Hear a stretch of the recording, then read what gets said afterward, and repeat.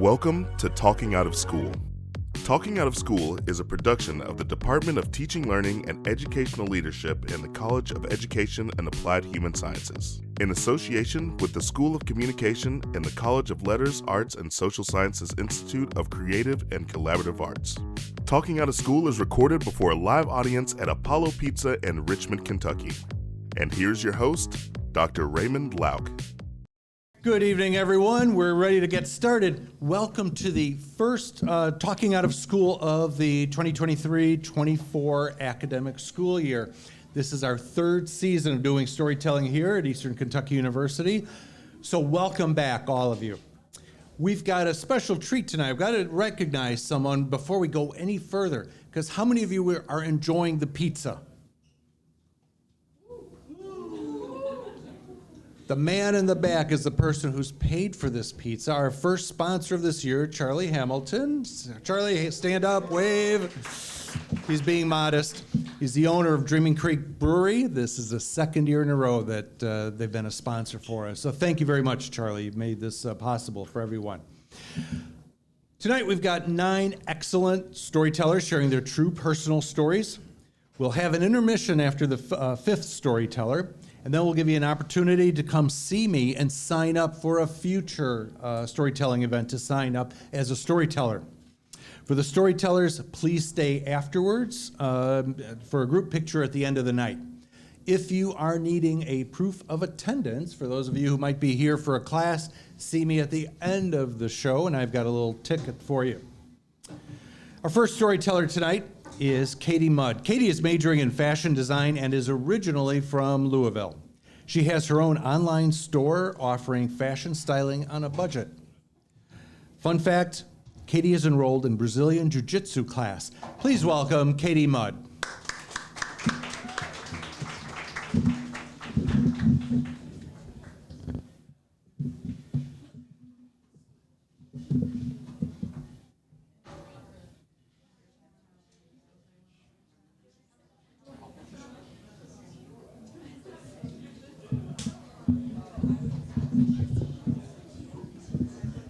Hi y'all, I'm Katie. So my main story for tonight is about a summer job that I had that was pretty much from hell. So during breaks from school, you know, like summer break, winter break, any of those really big breaks, it's easy to just get a temporary job. That way you don't have to explain anything like, oh, I'm gonna go away in a few months because I'm going back to school, this or yada yada that. So it's easier to just go on ahead and get a temporary job, you know. And this summer I got a job at a nursing home and food service, which it should be an easy job, you know. Pretty much just get food and stuff on trays for each and every one of patients, and then run it down to whatever hall or area they are. And the nurses in them, they serve the patients, you know? And then doing dishes, stuff like that. Well, it should have been a super easy job, but some of my coworkers really did not make it easy.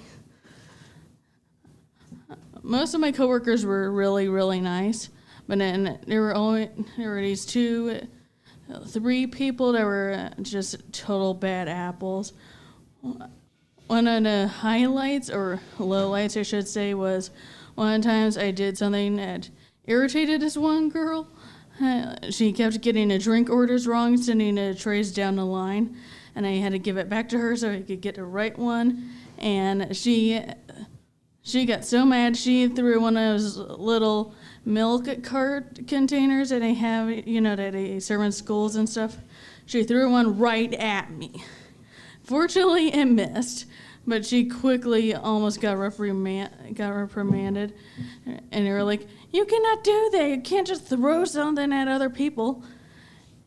But she stayed at the job, and let's just say her anger issues did not get better.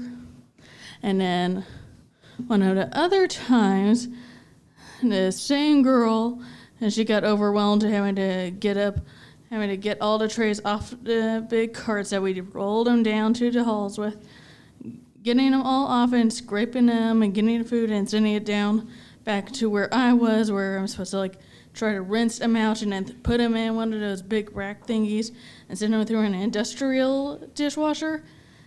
She freaked out and threw a whole lot of the trays just like down on the floor. Heard a big loud crash. Pretty much like something out of Christmas Vacation, where the dog goes running around the house to chase a squirrel and pretty much just destroys the Christmas dinner and everything. And plates flying everywhere and all that. And then one of the other times, I was trying to quickly finish up the dishes, trying to get them all in a rack so I could send them in the machine. And while I wasn't the best employee, just trying to get better and trying to get my speed up, because in that kind of job you need to be fast at everything. But, I've never been a super speedy person. So I kept trying to get it fast, but there was a big pile up because there was like over 100 or more patients there and like 4 different or 5 different carts of food and dishes to clean. There was a backup, and one of the girls came back there and she wanted me to she said she was going to help me and get some, and I go and deal with putting up a lot of cleaner dishes and finish breakdown. And I said, okay, just let me finish this. And then she was like, fine, finish it yourself. You could finish this whole thing by yourself. And I was like, I said one thing. Like, what the fuck? Or what the hell? And she's like, fuck off. And then while I'm trying to finish it, because she walked off somewhere, the kitchen, the main person who's in the kitchen cooking, and came into the dish room, screaming at me like, how are you being so disrespectful? You cannot be disrespectful. You're going to be disrespectful. You might as well go home. And you have no problem being nice, or you have no problem eating free food or whatever. And I was like, what the heck? I literally got cussed at, but I'm disrespectful? Totally ridiculous. And then I brought up to the main supervisor. She was like, that wasn't me. That was her to yell at you. I was like, that is not the point. I got accused for being disrespectful when I wasn't. And all throughout the time I had a job, which was like 3 weeks max, too dang anxiety-inducing, which for a job that should have been easy, it was like, no, this is not totally toxic workplace. And I actually ended up getting COVID for a short time there. I got COVID from the nursing home. And I spent 3 days at home when I should have been working. And one time when I called in and I got the actual manager, supervisor, she was like, no, you have to come in. We don't have anybody to replace you. And like my mom got fed up at that point because I could barely talk. And she was like, excuse me, I'm her mother. She can barely talk. She's sick. Don't be coming on the phone yelling at her. When she's sick, I could barely talk. And I was mentally thinking, thank you, Mom, for somebody setting somebody there straight.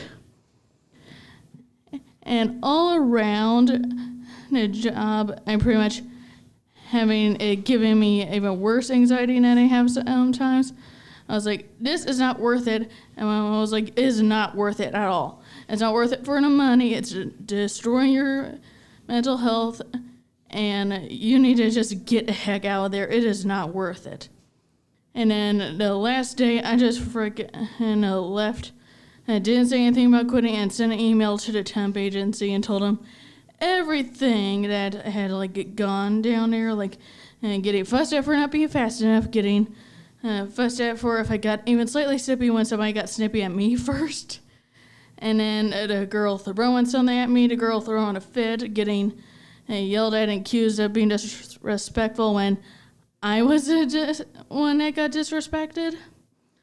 And told them all that, and I was like, okay, from now on, no more BS jobs. If they're not going to treat me well, then I'm freaking walking. And then they can go in and find some other sucker that's willing to work and deal with them.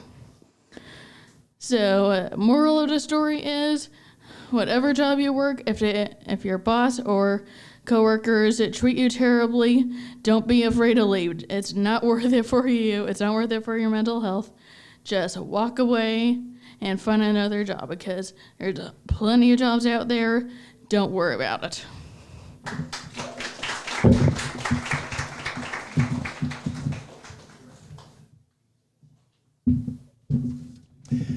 One other change that we've got this year is that because of a grant from the university, we actually have gifts for our storytellers. The past 2 years, all we had for them was a thank you. This time we've got Talking Out of School journals. So thank you very much, Katie. Let's give Katie another hand.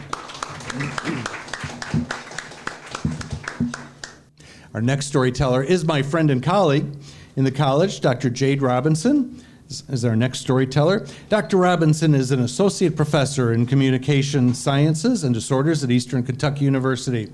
She's a speech-language pathologist with clinical research interests in early intervention and caregiver-implemented strategies that facilitate language development. On a more personal note, she's the mom of an amazing 16-year-old daughter who she adopted at birth. Jade will be talking about her understanding of kinship this evening. Please welcome Dr. Jade Robinson.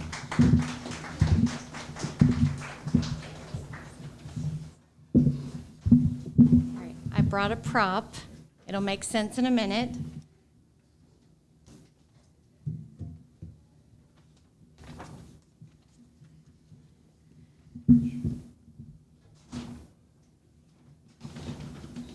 All right, here she is.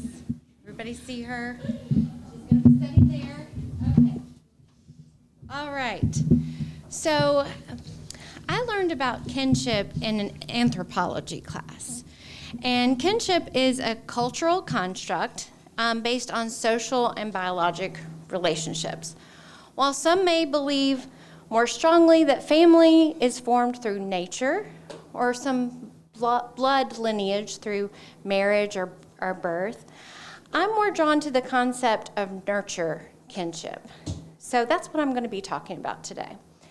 So like most cultural constructs, we have these ideas based on our lived experiences. So my story is going to begin with some childhood experiences, so I hope you won't mind me indulging you in some of the things that I loved as a kid. So who's seen the recent Barbie movie? Okay, lots of hands went up, great. If you played with Barbies as a kid, you probably found the movie to be highly relatable. I certainly did. I loved my Barbies. I loved the Barbie movie, fantastic. But the opening scene was a little disturbing to me. If you've seen the movie, you know the opening scene is where these little girls are smashing and destroying their baby dolls. And I was like, how could they do that? I loved my baby dolls. It puzzles me again because I really enjoyed acting like a mom. Like, this is my baby, I'm her mommy, and that scene in the movie, I was just like, I get the Barbie thing, but I was also really about the baby dolls. So, here's another question. Who is Ruth Handler? Anybody know? If you saw the movie, okay, who is she? Yes, awesome, thank you. The creator of Barbie. Now, who is Xavier Roberts? Anybody know? Xavier Roberts. Yes, perfect. He was the creator of Cabbage Patch Kids. And it actually began with the Little People adoption dolls, the predecessors of Cabbage Patch Kids. So before the plastic-faced dolls known as Cabbage Patch Kids ever came about, Xavier Roberts opened Babyland General in Cleveland, Georgia. North Georgia. I happened to live in that area at the time. And these babies were born in cabbage fields made out of plush material. So Cabbage Patch Kids were, again, like I said, this is my little doll that I got, and she has the soft face versus the harder plastic face of the Cabbage Patch Kids. I'm just going to hold on to her for a minute. So these babies were born in indoor cabbage fields, and it was really a spectacle to see the nurses and the doctor get called to the indoor cabbage patch where the babies would be born. Following a dramatic entrance into the world, the baby dolls could be adopted out. So Babyland General was incredibly popular, and they decided to open up a clinic in Marietta, Georgia, which is where I lived when I was 8 years old. So my family lived there, and I heard about this, and I begged my parents, please, let's go on opening day. So we go to this Babyland General clinic, and we're looking around, and I find little Sheila Jessica, and that was her given name. And I thought, this is the one. She has eyes like me. At the time, I had lighter hair. She looked like me as a kid. I was like, this is the one I want, Mom. Well, she had this little shirt. This is, I'm a little TV celebrity, because Xavier Roberts was on the show That's Incredible, which probably most of you have no idea the popularity of that show back in the day. But Sheila Jessica was the one that I said, please let me take her home. And this was 1981, guys, way before most of your time. She cost $250. That was a lot of money. And my family, we were not a wealthy family. We were comfortable, but my mom was like, if we adopt little Sheila Jessica, we're going to have to turn in all the silver dollars you've been saving as a child. And I was like, totally worth it. She's mine. So we take her home. And by the way, that day, you do like this adoption pledge. You're going to take care of the baby. I took care of her. The next year or two, she went everywhere with me. Go to the grocery store, she's in the shopping cart. Go to a restaurant, if there's a high chair available, she's in it. Now, of course, we gave it up if there was a real baby there. But she also went to school with me. These dolls were so popular. My third grade teacher had a playpen in the classroom for the babies to sit in so that they could be taken care of while we worked on our academics. So anyway, she was a big part of my childhood. Now, once the real, like the Cabbage Patch Kids came out in 1983 or 84, I was a little older for the baby dolls, and Sheila Jessica wasn't going on all the trips with me as much anymore. But she helped me form my ideas about family. So I was about 12 years old. My grandma asked me, so how many children do you want when you grow up? And I confidently said, I want to adopt one child. She was like, that's a great idea. I love that. Did you know your grandfather was adopted? Her husband had no idea. He had passed away by that time, but no one in my family had ever talked about that. I thought it was super cool and interesting, though. So, long story short, throughout my teenage years, family, we weren't talking about that so much anymore. It was all about college and career. I went to college. Sophomore year, fell in love with this guy that I was just really smitten over. Happens to be, he was adopted. And I was like, oh, I wonder if he would be open to adoption one day. So we did get married. As we were getting married, or after we got married, I went into my master's program. I focused on career, focused on travel, things that you want to do in your early 20s, right? Tried really hard in my early 20s not to get pregnant. And then by the late 20s, I was like, you know what? I think it's time to start a family.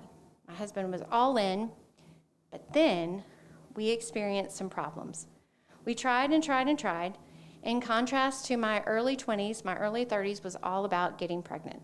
So we had vitamins, foods, positions, post-intercourse practices. Think of wall Pilates with the purpose of getting some sperm to where they needed to go.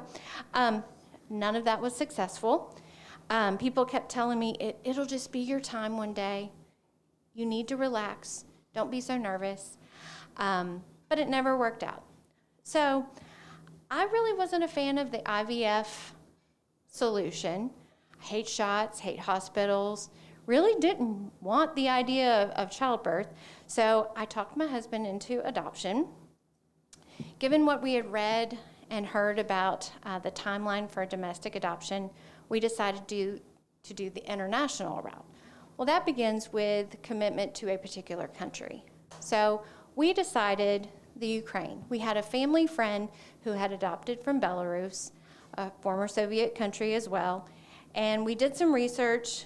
We went through the approval process in the Ukraine for adoption. We worked with a social worker here in the United States who had a contract with the Ukrainian government to approve us. All was good. We even had a visa for our future child. We thought we were within months of adopting for real. And then the Orange Revolution happened in the Ukraine because of political corruption. All international adoptions were halted, complete stop.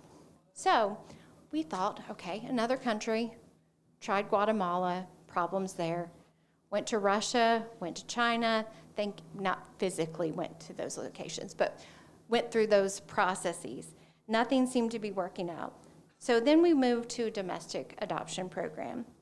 Again, encountered problems. For the sake of time, I won't go into all of those. But since adoption did not seem promising, I went and said, okay, IVF, we'll do it. We were actually in the middle of me doing all the shots and the embryo transfer coming up soon, and then we got word that we had been selected by another birth mom to be an adoptive family. Fortunately, within a month, our baby girl was born, and I was actually in the delivery room. So I was there from the very beginning, very privileged to have had that experience. Sometimes people question, how were you chosen by a birth mom? Well, when you're going through the adoptive process, you have to put together a life book. It's basically like your life history, pictures, all of those things. And the bottom line is we looked alike. The birth mom and I resembled each other a lot. I resembled Sheila Jessica, remember?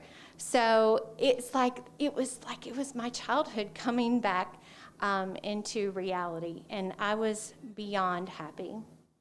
So the birth process was great, healthy, happy, beautiful baby. We bring her home, and this is where the nurturance part comes in.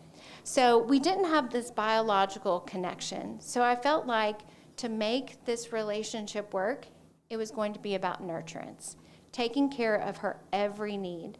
So while family members might have come and visited, friends might have come and seen this beautiful, beautiful baby, no one was allowed to change her diaper or give her a bottle or anything like that that would help soothe her, because that needed to be mom or dad, because nurture was really important in building our family. So another question I've been asked before is, how did you tell her she was adopted? Well, there was no single one moment, like let's sit down and have the talk. It was just something that she knew from the beginning, because I told her her adoption story before she could ever comprehend a word. And I kept telling her that story and telling her that story until she comprehended the whole thing. She's now 16. She is a lot like me. She looks a lot like me. People are often perplexed when I say she was adopted. But I think our commonalities are certainly there, but we have differences too. But the bottom line is we care for one another, and that's what makes us family. So looking back on my parents' decision to spend every single silver dollar on Jessica, I realized that those play experiences helped open my mind to adoption, and that being a way to grow a beautiful family. So I'm thankful for Xavier Roberts, that creator of Adoption Dolls. I'm thankful for my giving parents who indulged me in those play behaviors. So now you know my family story. It's one in which nurture is the overarching kinship principle. So I hope you see how important it is to care for one another in your family. Thank you.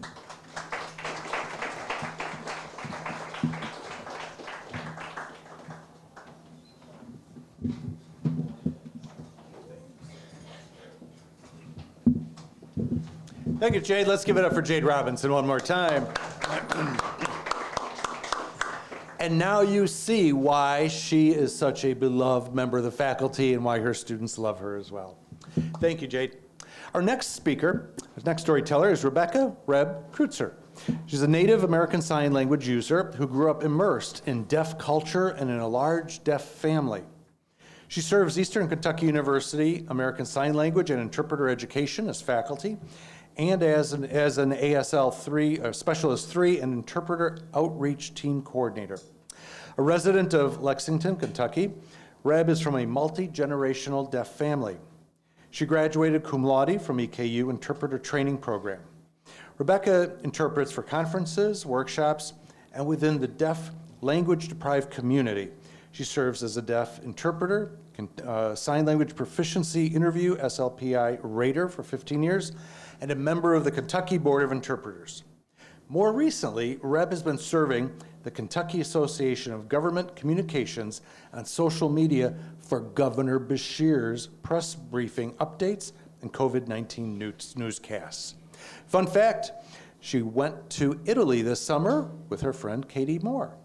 Please welcome Reb Kreutzer.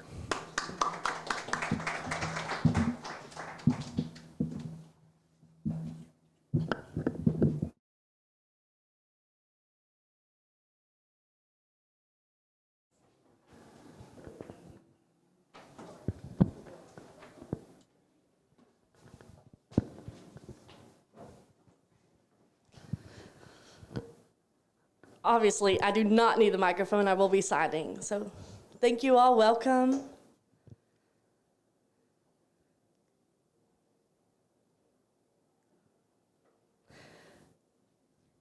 So I have a quote.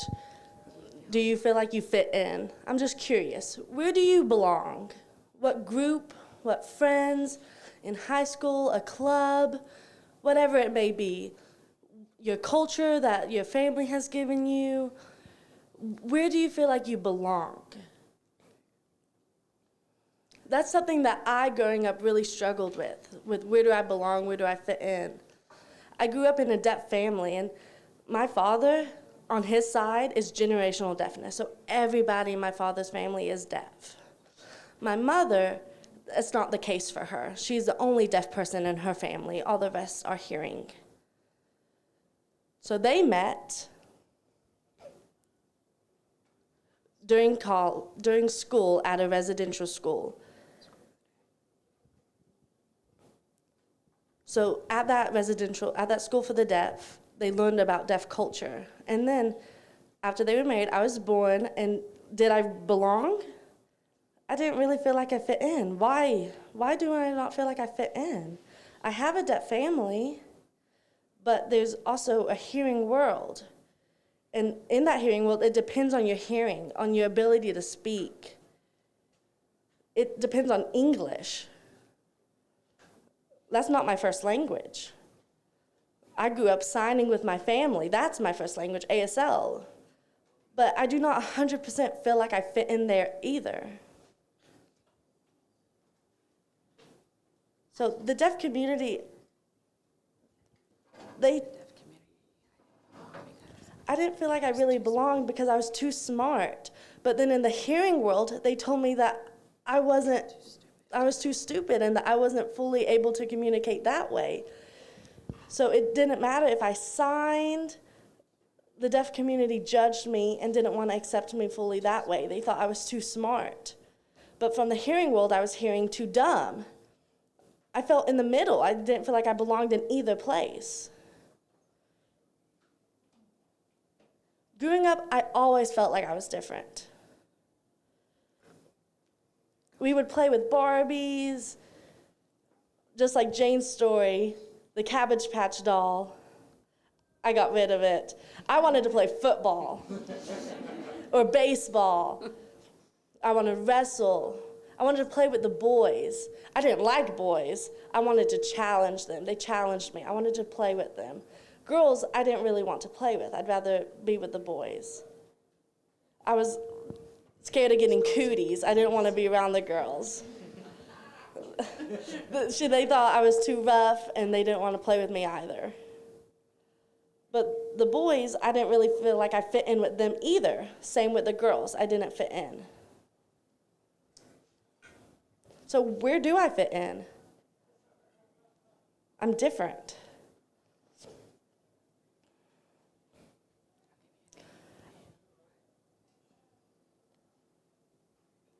Oh, I have a name for you. I have a label, tomboy. I was like, okay, well, I'll accept that label.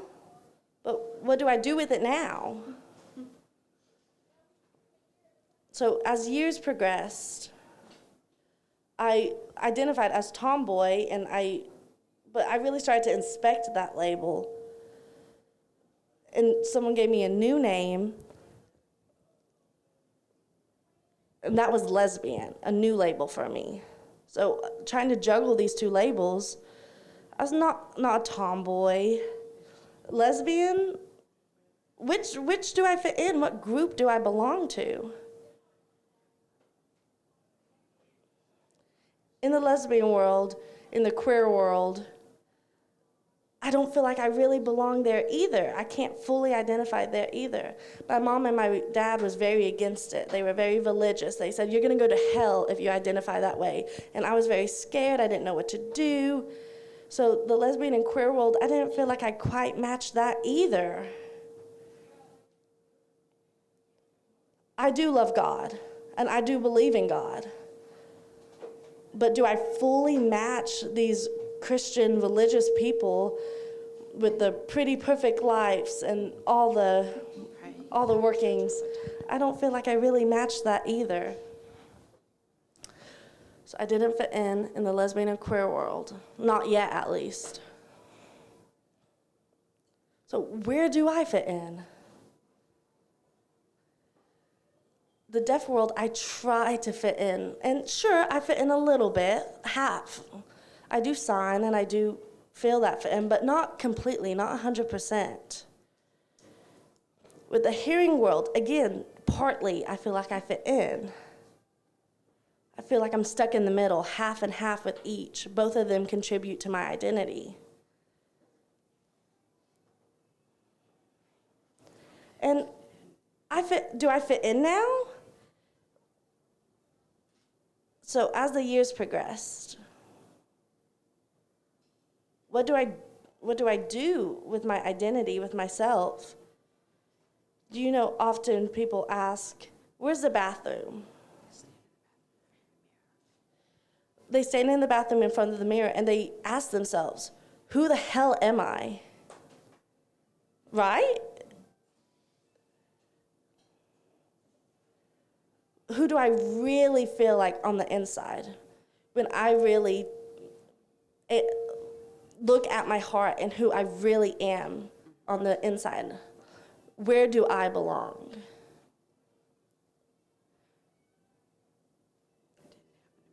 It didn't happen to me when I first arrived at EKU. EKU, I arrived as a freshman. I was excited. I had big dreams. I met queer people. I met interpreters. Interpreters that were involved in the queer community. And they told me that I could belong. Like a well-oiled machine, I could fit in and it could be part of me. They encouraged me to join them. And it did. I did feel connected in the queer interpreter community.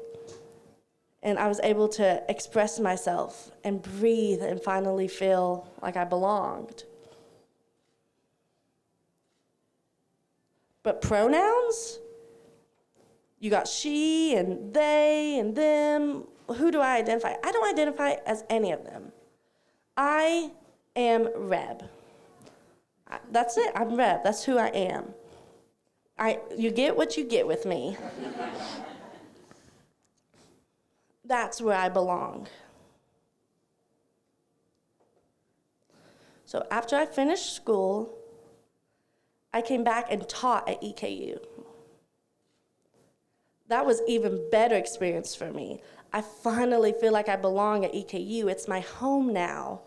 I have many different students here that I'm teaching right now, and I'm so proud of all of them. I feel like I belong here.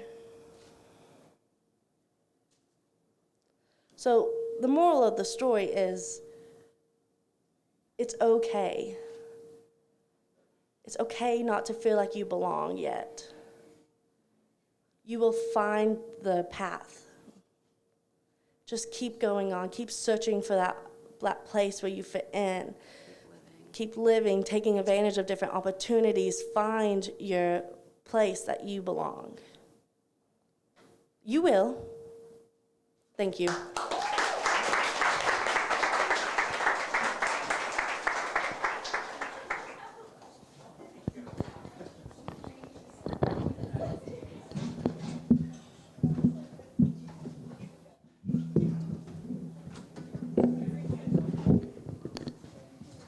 Let's give it up one more time for Reb Kreutzer. What a powerful message. What a powerful, powerful message of just asking, where do you belong?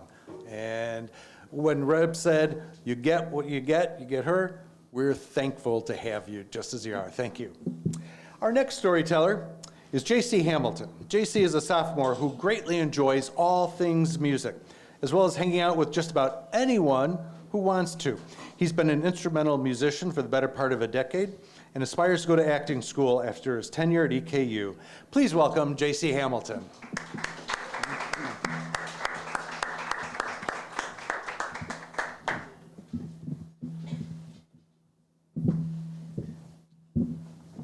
Well, hello. I'm tall, so I have to adjust this mic. Okay. So, how's everyone doing? Good pizza? I left my phone over there.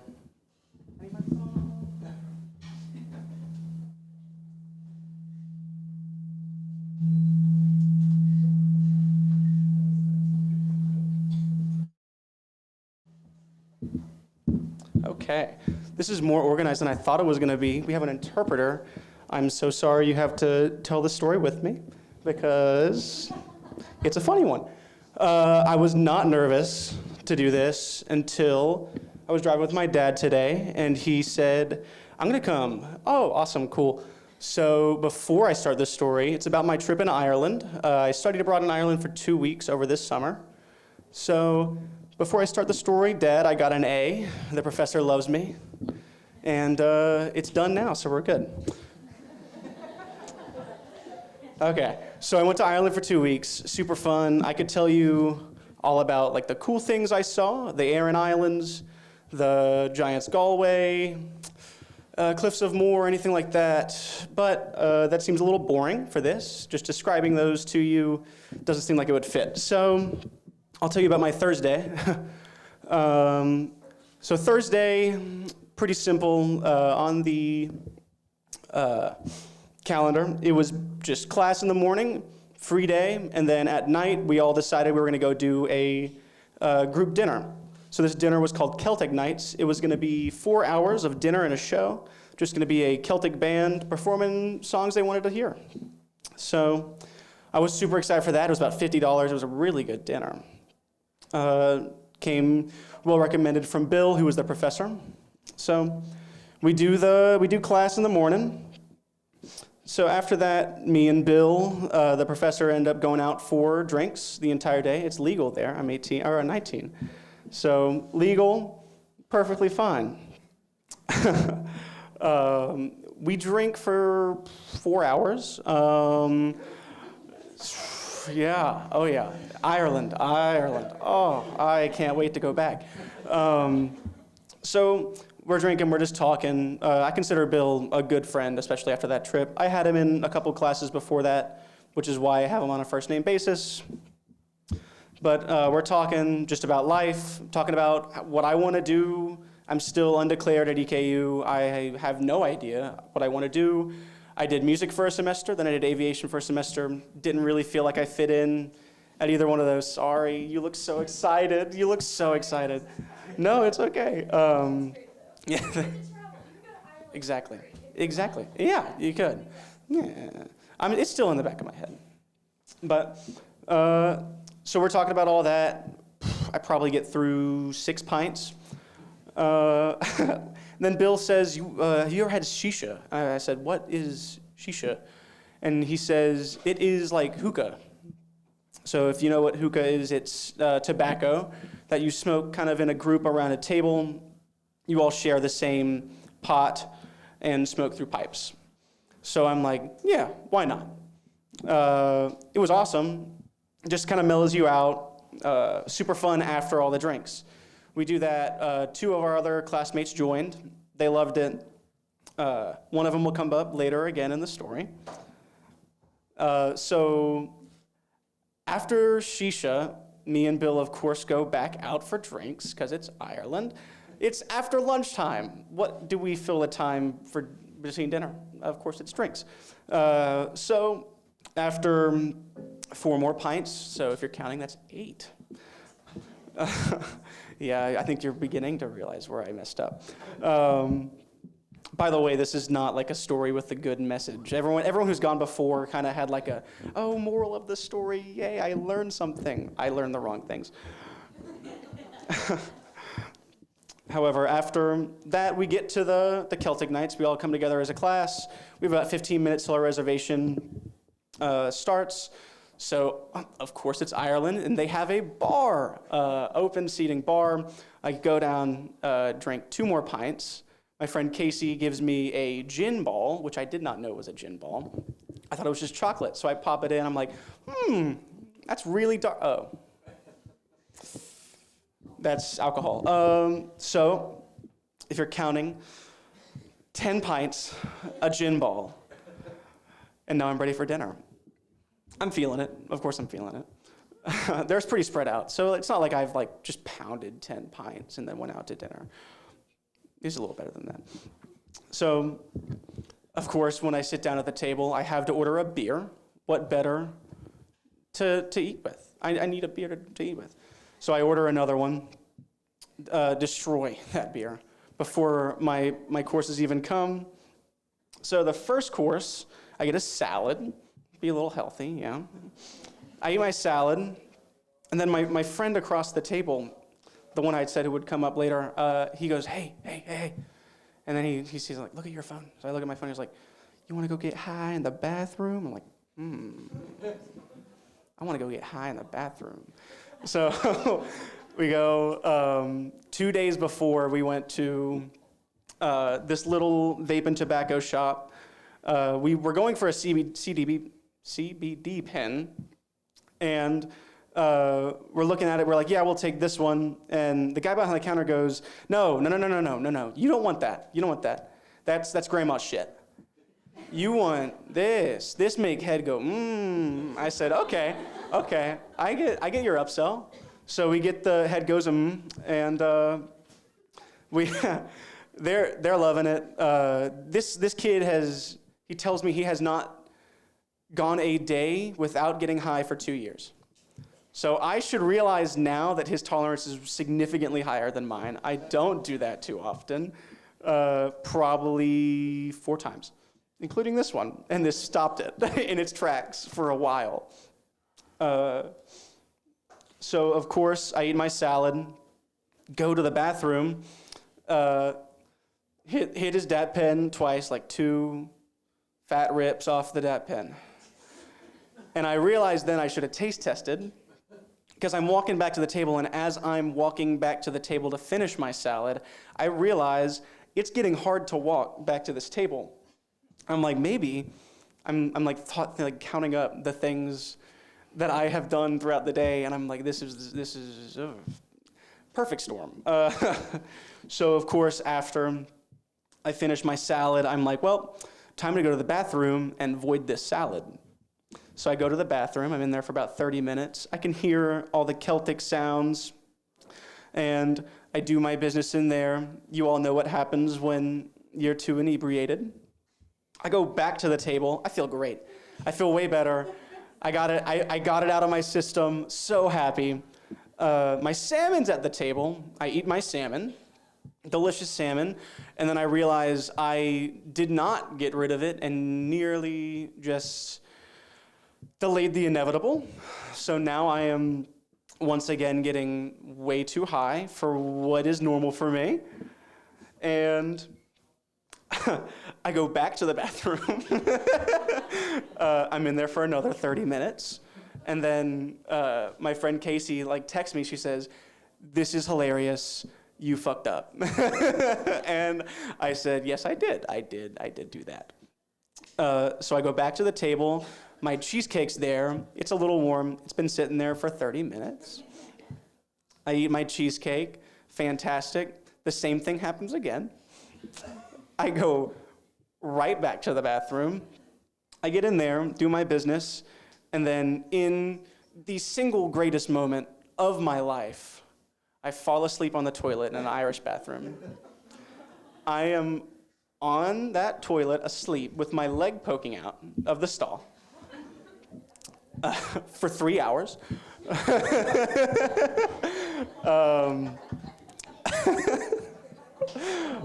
This entire time, like the 2 previous times, and before I fell asleep, my professor came in to ask how I was doing. My classmates came in, my new friends came in, and my friend who came up twice, who was all fine and dandy getting high that night. He was loving life. He thought it was hilarious. He said, I think you messed up a little bit, bud. I said, I think I did. I think I oversold myself. And so I get done with my power nap. I kid you not, it is the last song of the night. For some reason, they're singing Country Roads. I guess I woke up to that song because I love that song. That song is amazing. It's like one of the few country songs that I really love, even though I live in Kentucky, have all my life. Never been a country fan. Good music, but not my thing. So I get up, go to the table, and it's over now. I'm good. There's no more voiding any foodstuffs that I've eaten that day for the rest of the night. And Bill looks at me and he goes, you know, JC, I'm proud of you. I really am proud of you. You really stuck it out. You know, most people would have asked me to call a cab or asked me to ride home with them on the bus, but no, you just sat there and took it. You really just sat in that bathroom for 3 hours. And I will forever hate him for not getting a picture of my leg poking out. But everyone saw it. Everyone described it to me the same way. And then I go home, do my homework, and get an A in the class. So if you wanted to apply a moral in the story, Bill gave it to you. Stick it out. People will call and say they're proud. And other than that, don't sleep in an Irish bathroom. I would not recommend it. Just go stay in a hostel.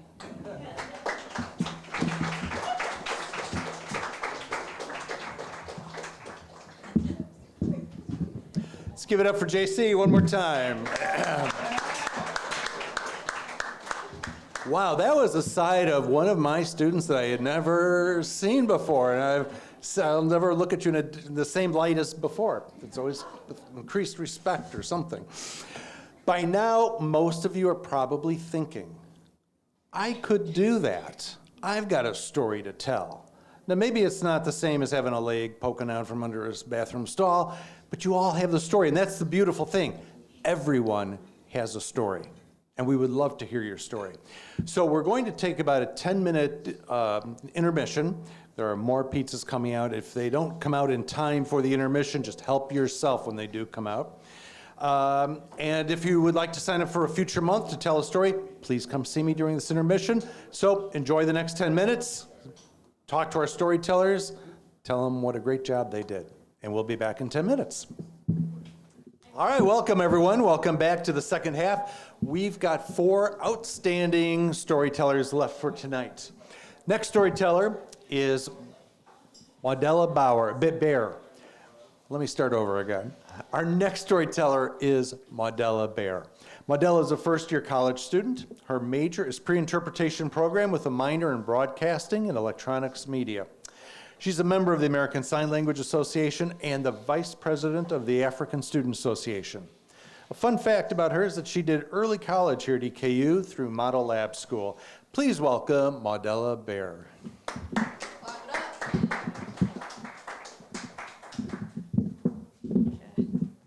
Hello, I'm not this tall. Mine's not gonna be as funny as the dude who went before me. If that dude is still in here, that was hilarious. I'm glad you had fun in Ireland. Okay, I'm gonna go ahead and start. Can y'all hear me okay? Okay. So at first, I didn't really know what I wanted to talk about, and I was just going to talk about my time in early college with EKU, but then I thought I wanted to go a little deeper. Not anything too crazy, but just not so surface level. So I'm going to talk about why I value life. And this is going to sound ridiculous, but being alive is absolutely my top value. Above all else, I want to be alive. I want the people I love to be alive, and everyone around me to just be alive. And not just that, but I value living life. Not just existing, but living. So to start off, why I value life. This is a little personal, but I truly value life because I've watched people waste away. The one that comes to mind when I talk about this was my grandmother. My grandmother was Estelle Bear, and she was a woman that I remember to be very kind with a strong and notable personality. I lived in Florida for most of my childhood, and when I finally moved back to Kentucky, I had to live in the basement with her and my grandparents for a couple years. But I don't think even a year in, she got diagnosed with lung cancer. Now, I had some other home issues going on, so it didn't really hit for a while that she had cancer and she was gonna pass away. But it started to hit when she started to change. Now, out of everyone in my family, I was the most with her out of everyone, so I kind of just had to see her go. Towards the end of her life, it really didn't seem like she was alive anymore, and then eventually she passed away. Now, I always knew that cancer or terminal illnesses were a bad way to go, but seeing it unfold literally right there gave me some perspective. And this isn't to elicit pity or anything, and I'm glad to have experienced this type of loss because she gave me such an appreciation for life and being alive. And I live a life that I want to live, and I don't take it for granted because of her. Now, why I value existing. Besides just my appreciation for life in general, I also make it a point to not just exist. And when I say this, it's hard for me to explain what just existing is to me, but I guess it's the feeling of just getting through life because you have to. And I gained this value around the summer before my senior year for a couple of reasons. One of the main reasons was that I had gained a lot of independence and my home life was more stable at the time. And then I realized that a lot of my life I was just existing because I had to. I realized that while I was just existing, waiting to be 18, I had been missing out on so many joys in life and so many opportunities. And it hit when I got this internship for this theater company, Appalachian Shakespeare Company, with this director, Matt Johnson. And that was just such an awesome opportunity that I'm really grateful for. And despite realizing that I had just been existing, I don't regret any of the waiting because it makes me me. And so to conclude, my main point in getting this deep is to hopefully give a perspective on why it's important to really live out your life. No matter what you do, in my opinion, it does not matter as long as you're happy and just enjoying your life. And I know this isn't a TED Talk or anything, but if you take anything away from this, just try your absolute best to be happy because, in my opinion, you only have one shot. And that's it.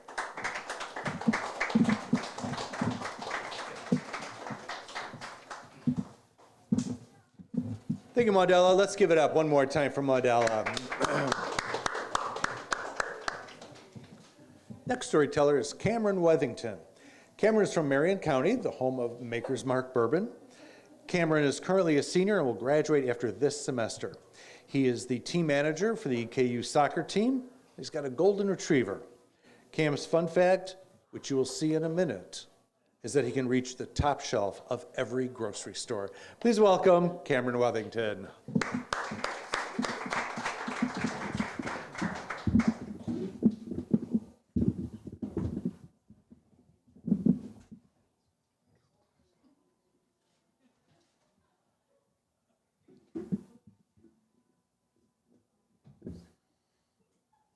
Hello. I wrote this story on my way to Nashville for one of the soccer games. So it's probably not going to be that long. My story is about my sister almost drowning when I was about 14, 13. So she was about 5 at the time. And the point of view is from my mom's friend. And then it jumps back to my perspective. So here's how it went. From her perspective, my friend's daughter was celebrating her 5th birthday, and we went somewhere to have a pool party. We were all sitting around enjoying some pizza as the birthday girl and some of her friends were running around the pool. None of us hardly paying attention to what they were doing, but keeping an ear out just to listen. As a couple of the people from the party started walking out and it gets to the end of the night, we hear a gas coming from the friends and a huge splash. Without thought, I jump in the pool, almost like a dive, phone in pocket, and pizza in my hands. I can only think that the worst has happened and risk everything to save the birthday girl. I see no one to help from my quick glance as I dive mid-air to help. I fear I won't make it in time as it feels like an eternity in the air. Then the worst happens. I don't reach her in time, and I begin to weep as I land into the pool. Now we go to my perspective. I see my sister fall into the pool, and I turn around and pick her up out of the pool. Not thinking too much about her falling in, just casually seeing her fall, and 1 second later picking her up. Simple beginning and ending. Nothing really happens. Then I turn around just in time to get tackled midair by a crazy lady diving into a pool. The end.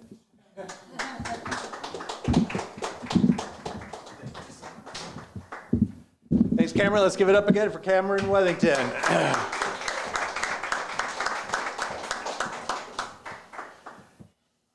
Camden Ritchie is our next storyteller.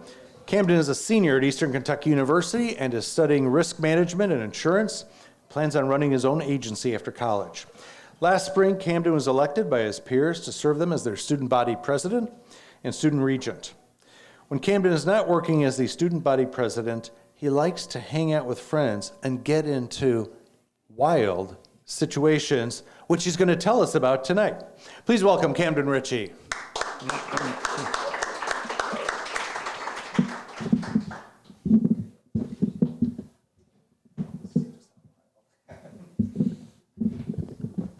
It's always interesting coming to these because you have some people talking about their struggles with OCD, their childhood with dolls,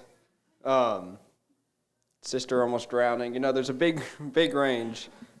Drugs in Ireland. You know, you never really know what you're going to hear from the next speaker.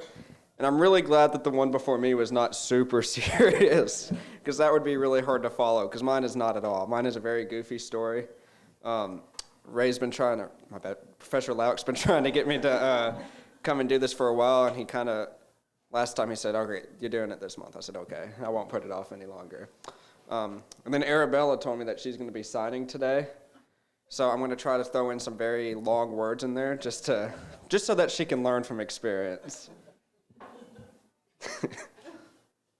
All right, so this story is about the time I got called onto stage for Waka Flocka.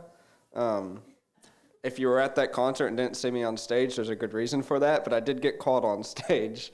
But for those of you old folks like Professor Lauk who don't know who Waka Flocka is, he's a rapper. Did you know who he was? Give me that. He's a rapper, and he sings a song called No Hands, which I know every lyric to. And he came to Eastern Kentucky University, not this past fall, but hold on, when was it? 23? No, we're in 23 now. 22, fall 22. He came to Eastern Kentucky University. And I woke up that morning. Before this morning, I had no plan. I knew he was coming, but I didn't have any plans. But I woke up that morning and I said, I'm going to get on stage with Waka Flocka, and just made it my goal for the day. When I put my mind to something, I make sure it happens. So I created a 4-step plan. As every heist goes, I made a 4-step plan. Step 1, very simple, just make a sign. Step 2, not very simple. I definitely jumped right into the deep end after that one. Steal a security vest. Step 3 is break in front of the barricade. And step 4 was get his attention. So pretty doable, right? Sounds realistic. So I made the sign. I've got pictures. That's why I asked if there was a projector. If you want to see the pictures and videos, find me afterwards, because I've got pictures. This was a very well documented. They'll make a documentary about it one day. Just give it a few years. So I made the sign. It was a bright neon pink. You can't miss it. Sign that said, "Can I sing no hands?" Straight to the point. I wasn't wasting any time. I want him to be able to read it quick, and then, I didn't want to waste any time. So then, that's all I did during the day, and then I just had to wait till night. Well, that's not all I did during the day. I talked about it a lot. I was very excited about my plan. So by the time night came, Waka Flocka was there. Everybody had heard of this plan, including administration and the people who work security. So I walk over to steal a security vest, and they just hand it to me. They're like, "We're on board. Like, have fun." That was the hardest part of the plan too, and they just handed it to me. They were excited. So I was like, "Okay, this is going well." So now I've got my security vest on, my security vest and my pink neon sign. Everyone can see me. And I very confidently walk up to the barricade, nod to the police officers. They open it up. And I'm like, "Man, this is going well. Like, this is easier than I thought." Oh, that's the moral. I didn't know what the moral was going to be. The moral is make a plan. So, and stick to it. So, step 4 was to get his attention, right? So I'm in front of the stage, and I've got my pink neon sign and my security vest. I'm just going crazy. And security comes up to me. They're like, "We really appreciate you being here." Not really, actually, they were not appreciative. But they said, "We support you being here. We want you to get on stage. But if you're going to act like you're on security, you got to act like you're on security. You can't be throwing water bottles and spilling beer. Like, you got to be." I was like, "Okay, that's understandable." So I find these 2 girls in the front. Everything has a stumble. This was the stumble. So I find these 2 girls in the front row. I say, "Hey, I'm trying to get on stage. Do you mind if I get in between you two?" They were front and center. So they said, "No." So I go back. Now I'm front and center, which still works. I could get his attention. Right before the concert stops, security comes up again, and they say, "We really can't have the sign at all. Like, it's a hazard." And I said, "Come on, like, please." They said, "No." And I said, "Well, I'm keeping the sign." I was stubborn. And they said, "Either give up the sign or leave." I said, "Okay." And they said, "All right, let's go." I said, No. I was bluffing. I didn't expect y'all to fall for it. So I bargained with them. I said, "Let me put it in front of the barricade, and I won't touch it for the whole concert." It's not, yeah. I said, "All right, fine, just don't touch it." I said, "Well, how am I supposed to get his attention?" I said, I don't know, dance." So the concert starts, and I'm doing this the whole time, trying to get his attention and pointing down. I'm doing a lot of this so that my hands will direct him to the bright pink neon sign, like I was really doing much. So his DJ's out there playing, and he's playing a bunch of music and stuff. He says, hold on. I see this big sign out in front of the concert," and I just go crazy. I don't remember much about this part. I went a little crazy. I start dancing. He said, "I'll give you the chance to come up here and sing No Hands, only if you know this song," and played a song that I've never heard before. But we were kind of at a distance, so he can't see my mouth. So I'm doing the ABC trick, and he's falling for it. I'm getting by. And security comes up to me, and they say, "You got to come with us." And I don't know, I've already made them pretty mad all night by fighting with them. So they're like, "You got to come with us." I said, "Why?" He said, he's calling you on stage. You got to come with us. So he pulls me off, and at this point, everyone just loses it because it worked. Everyone's cheering, going crazy. Not T-Pain, that's a different concert. Waka Flocka comes on stage, and as he's walking on, he's saying in the earpiece, like, "Bring him on, bring him on." But everyone's going so crazy that they can't hear, so I didn't make it on stage. But my plan worked. That's what I take away from it. I may not have gotten on stage, but I got called on stage. So make a plan. That's the moral. I just came up with that while I was on here. But make a plan and stick to it. Also, come find me if you want to see the pictures, because they're very entertaining. Afterwards, I snuck back, because I had the security vest. I'm invincible. So I just walked back to his trailer, and I said, "What happened?" And he's like this much taller than me. I'm just looking at him like, "Come on, man." And he said, "I tried to call you out, but they couldn't hear." But then he signed my poster, so it's hanging up in my room now. Yeah. That's it.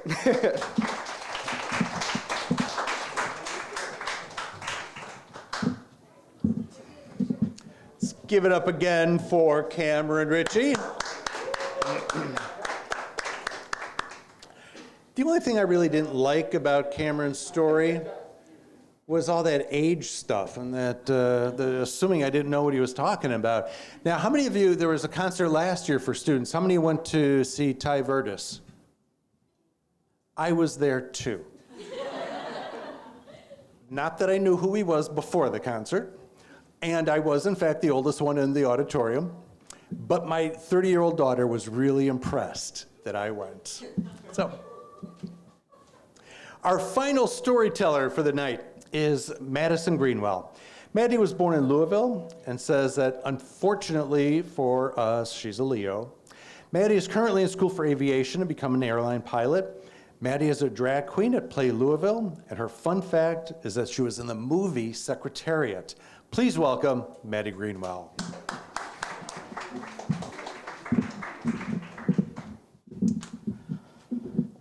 Well, I'm Maddie. I'm gonna get the obvious out of the way. I am transgender, so now that that's there, I can feel a little bit better. What I want to talk about today is perseverance, and I'm not really gonna speak on myself too much. And with that, the greatest example of my life in terms of perseverance and never letting your circumstances define you, for me, was my son Grayson. He was born in 2014, May of 2014, and he was diagnosed with a rare form of muscular dystrophy called Duchenne. Now, for those of you that do not know what Duchenne is, it's a very debilitating disease, terminal as well. And it affects mostly boys and their ability to make and retain muscle and create muscle from fat tissue. You can kind of outgrow the disease in the beginning, but it catches up to you. It affects all boys slightly differently, but in the end, it takes everybody. And if any of you have had brothers or boys growing up, think of the exact opposite of that experience. There's no running, there's no playing, there's no playing catch, no playgrounds, no gym time. Walking's hard. He can't go up steps. In school, it was a struggle for him to write for about 5 minutes, and that was about it. And, other kids could keep going. He cannot. In school, he would fall 20 to 30 times a day. But the one thing that he always did is that he always got back up. I may start crying, and I apologize. But he always got back up, and he attacked the world with a smile. And it's pretty amazing to watch. He was the light in every room that he walked into. Kids loved him, parents loved him. He could walk into a room like this and command it way better than I could. And he loved the attention, I will say that. We eventually got him an electric wheelchair to help move around. And for him, that created a form of independence that he never had, and he really appreciated it because he never knew that. I'll say he's an amazing little boy. And the first time we took that wheelchair to the zoo, I had never seen him light up the way that he did. It was pretty amazing to see him enjoy the independence that he always wanted. He attacked it. He loved it. Like I said, he knew what it was like to not have it. After about 6 months of receiving that chair, we noticed a little bump on his right arm. And it got bigger over the course of a couple weeks, so we took him to the doctor, not really thinking too much of it, but that's when we had our worst fears confirmed. It was cancer. It was called rhabdomyosarcoma, very long word.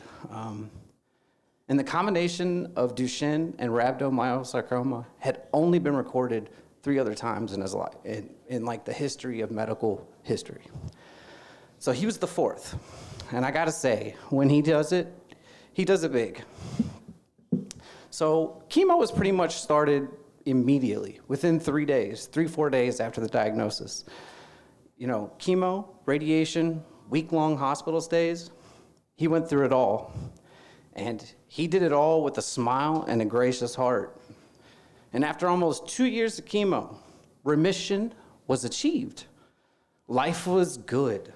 Scans happened, you know, I think it was like once a month or twice a month, just to make sure that he was okay and nothing was growing.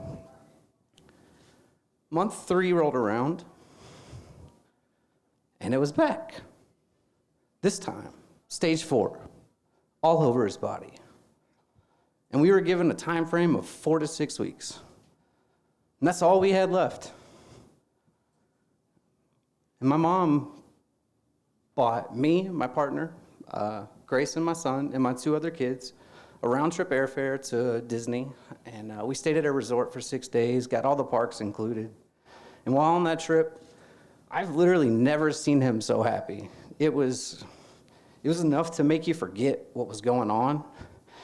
And he knew what was going on. He knew that his life was being taken from him, and there was nothing he could do. But we're gonna fast forward a little bit. When we got back from that trip, unbeknownst to me and my partner and everybody, their doctors had been in contact with Make-A-Wish for about 6 months. And they arranged an RV trip for 14 days for us to go to Myrtle Beach, all expenses paid, just hang out by the beach. He was in a really bad place physically, but he didn't let anyone know it. Maybe me and my partner know, but outside of that, he didn't let anyone know what he was going through. Like I said, it was a smile all the time, no matter what. He forced that smile out, even when you could clearly see that he did not want to smile. But we got back from that trip, and a family member actually provided us with another trip to Gatlinburg. I don't know if anyone's ever been to Gatlinburg. It's a cool little place. They gave us a cabin, side-by-side. They lined up all kinds of activities for us. It was pretty amazing. Stuff that we really wouldn't have been able to do or afford as a family. So in February of 2022, he was given 4 to 6 weeks left to live. And that was all we were gonna get.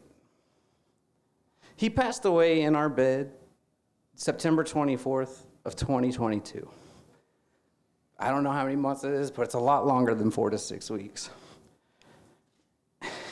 And his last night with us, he was still there 100% mentally to the very end. And at one point, we thought he had passed away. And my partner, Valerie, she reached over, put her finger underneath his nose to see if he was still breathing. It's kind of morbid, I know, but it is what it is. And this is where you get a little bit of taste of who he was. He yelled out, "I ain't dead yet." And then he smiled and gave 2 big old thumbs up. And I remember the last thing that he ever said to me was, "I love you." He wanted us to know that he was okay, no matter what was going on. And I take that with me everywhere. Anytime I feel upset about my own circumstances, I think, what would Grayson do? We had him cremated so he could be in the house with us, always and forever. And some of his ashes are right here in this necklace. And it's always a reminder to smile and enjoy what moments I do have.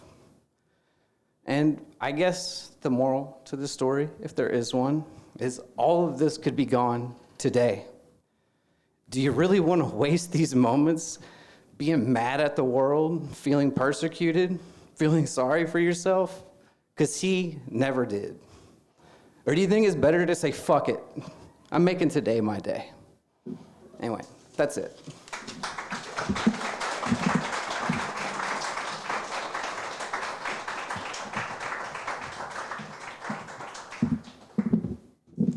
Let's Give it up one more time for Maddie Greenwell.